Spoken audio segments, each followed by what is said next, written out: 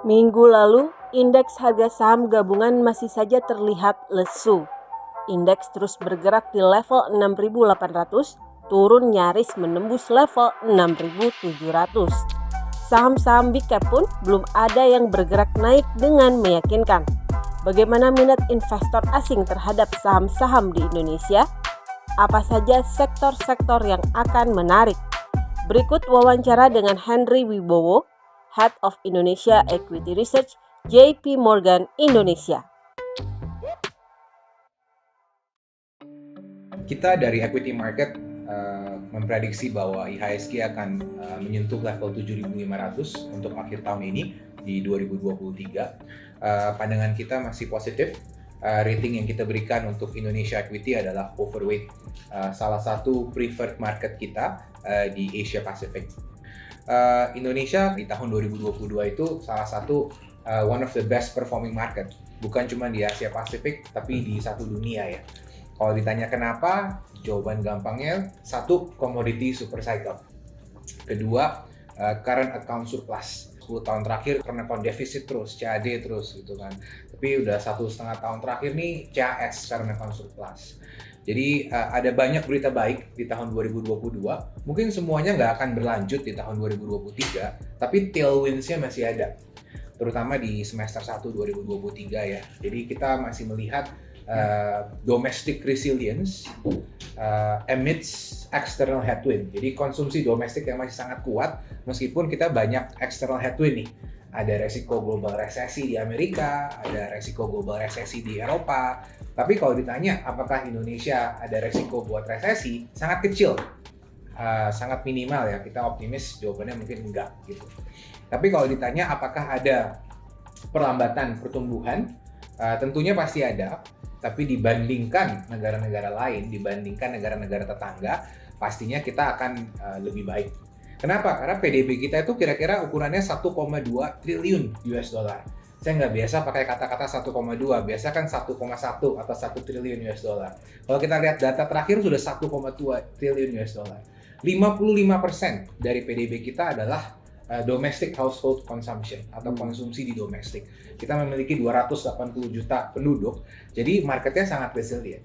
Bahkan di mana kalau seandainya banyak economic slowdown globally, investor itu nyari market yang domestiknya tuh sangat kuat, di mana salah satunya adalah Indonesia. Harga batu bara, mungkin tahun lalu $400, sekarang udah tinggal $200. Orang panik, wah growth-nya turun. Tapi dibandingin 3 tahun lalu harga batu bara itu cuma $80-90, masih double dibandingkan 3 tahun lalu gitu. Jadi sebenarnya commodity tailwind itu masih ada. Daya beli masyarakat itu harusnya masih cukup baik.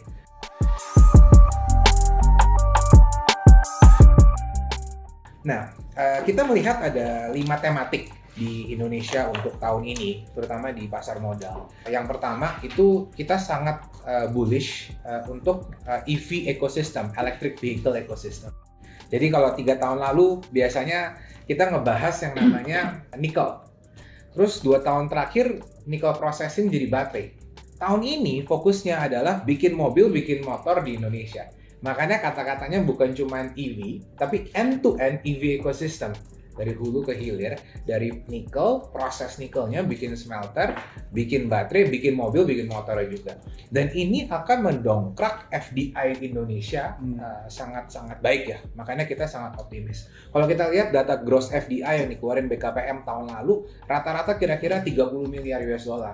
Itu 40% lebih itu pertumbuhannya. Sangat-sangat kuat. Dan kalau kita lihat komposisi sektornya dari mana, itu metal adalah salah satu sektor yang mendongkrak FDI itu. Tematik kedua adalah green energy transition. Nah ini energi hijau ini juga topik yang sangat menarik ya. Kenapa? Karena kita lihat banyak sekali perusahaan-perusahaan energi, perusahaan batubara, conglomerate group, itu free cash flow-nya kan sangat kuat. Dapat dari macam-macam lah, dari commodity super cycle dan lain-lain. Mereka reinvest into green energy. Ada banyak contohnya, seperti misalnya Adaro mau bikin hydropower plant, mau bikin green aluminium, United Tractor, Astra Group, dia mau bikin hydropower plant juga, solar rooftop dan sebagainya. Dan saya rasa akan banyak sekali renewable energy sector yang akan tumbuh pesat. Terutama kalau kita lihat salah satu take away utama dari G20 Indonesia di bulan November, green energy transition. Amerika, Indonesia, dan beberapa negara lainnya tanda tangan komitmen 20 miliar US dollar komitmen untuk Green Climate Fund. Yang ketiga, dan mungkin ini juga topik yang sebenarnya mungkin sedikit masih too early to discuss, profitable unicorn. Jadi digital economy ini adalah sektor yang sangat terpuruk di tahun 2022.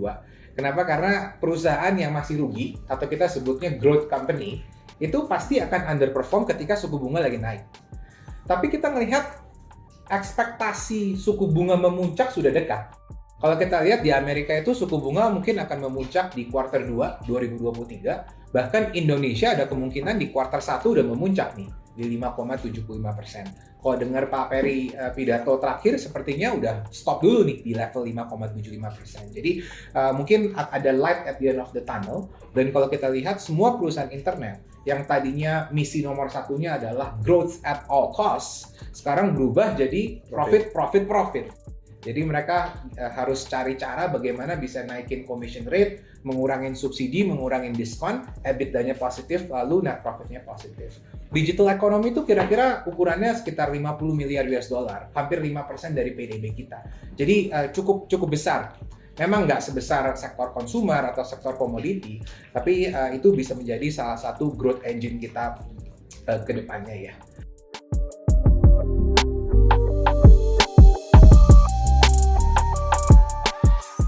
Jadi rumusnya simple. Yang pertama kita memprediksi valuasi multiple atau price to earning ratio dari IHSG itu di level 14 kali.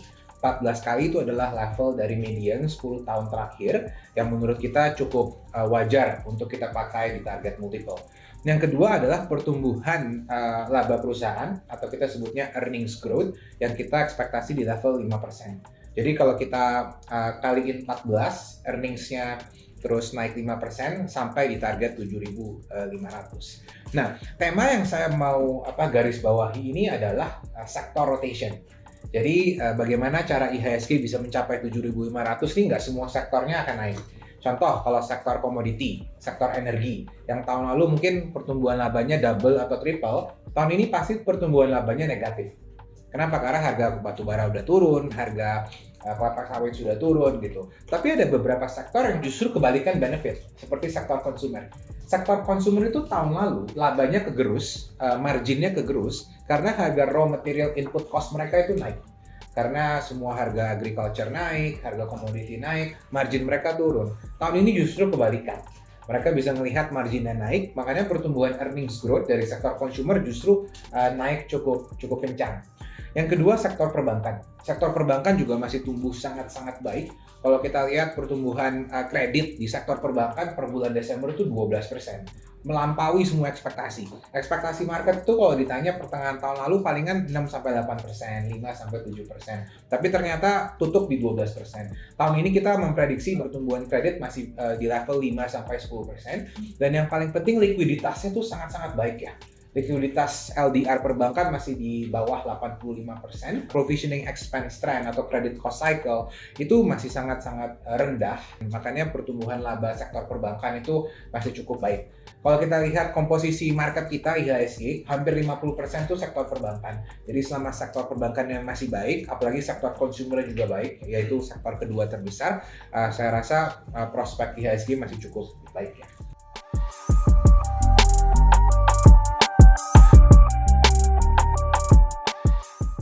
Yang pertama poinnya adalah pathway to profitability itu harus jelas gitu, karena mengucapkan kata-kata bakal profit aja nggak cukup sebenarnya. Mereka harus jabarin gitu, apalagi kalau kita dari komunitas analis pengen tahu secara detail bagaimana cara mereka bisa achieve profitability dan harus jelas ya.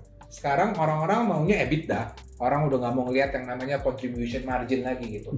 Jadi kalau tadinya mungkin orang ngeliatnya GMV turun terus ke contribution margin atau CM gitu bahasanya, sekarang orang mau ngeliatnya EBITDA. Habis EBITDA orang mau tahu net profitnya kapan bisa positif gitu. Jadi mereka harus merincikan bagaimana stepnya. Seperti contoh, perusahaan e-commerce sekarang komisinya lagi naik banget. Per tanggal 2 Januari 2023, itu semua e-commerce yang besar-besar naikin commission rate. Dan sekarang pertumbuhan advertising di e-commerce juga lagi naik pesat. Mereka lagi mencoba cari cara monetization tool yang baru gitu. Dan kalau kita lihat sekarang GoFood gitu misalnya atau GrabFood, food delivery, itu sekarang promosinya sangat targeted ya. Mungkin kalau pakai apply promo kupon cuman bisa maksimum 3 kali, dan kalau restorannya tertentu doang gitu, nggak semua. Jadi mereka udah secara detail ngurangin subsidi, naikin monetization tool, dan program-program efisiensi. Jadi at least sekarang 2 perusahaan internet besar di Indonesia dan juga Asia Tenggara, 3 bahkan, sudah menargetkan EBITDA positif di kuartal 4 2023. Ada Grab, ada GoTo, ada Bukalapak. Tiga-tiganya menargetkan yang sama, akhir tahun ini EBITDA-nya positif.